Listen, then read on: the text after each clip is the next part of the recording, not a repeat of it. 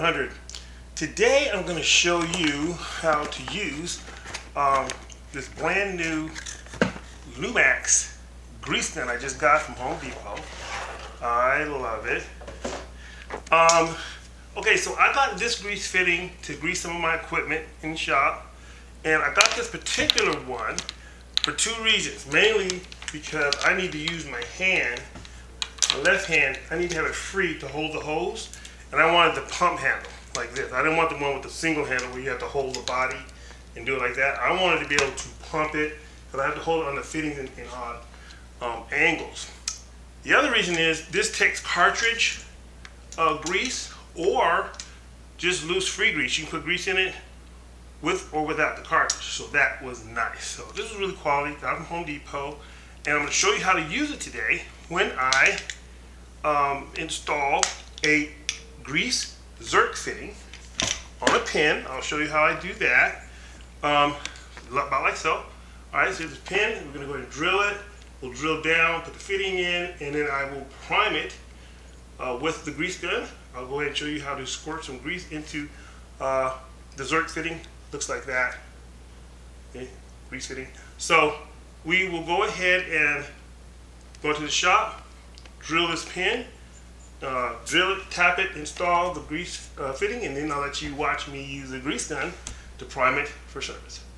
Let's get right into it.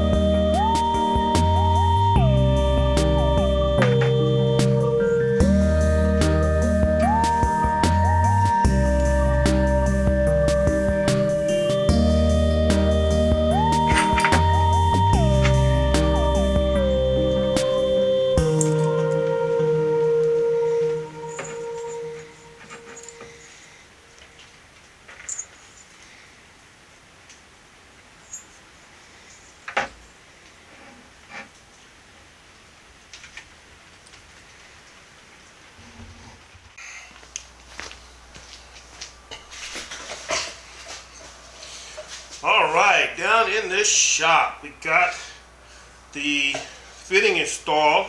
Now I'm going to show you how to put grease in the grease gun. So this one, you unscrew it, just the whole body, and there's a lot of them that are like this. And the only difference in this one generally is simply that it allows you to use a cartridge like this. This one's a little bit damaged, but got this from Harbor Freight, and this is lithium. The General Purpose lithium grease. This is good stuff.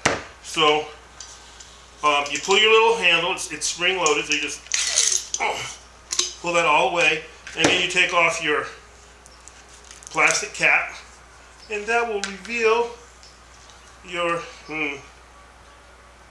okay, so there's a little bit of a space, and then that's fine. Go ahead and you put it in, like so.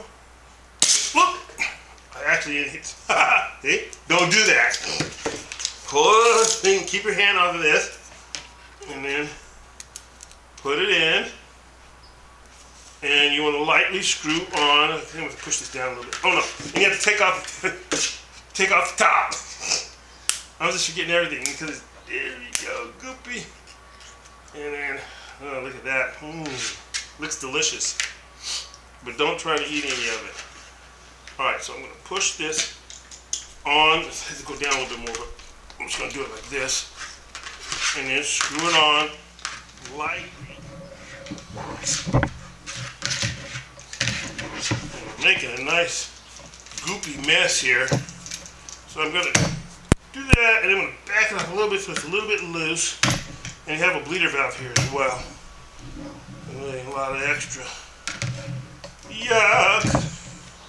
Alright, so don't eat this. And now I'm just going to open the bleeder valve, and I'm going to let the thing go. Release it. Alright. So now I'm going to try and pump it a little bit. See what happens. Get the air out.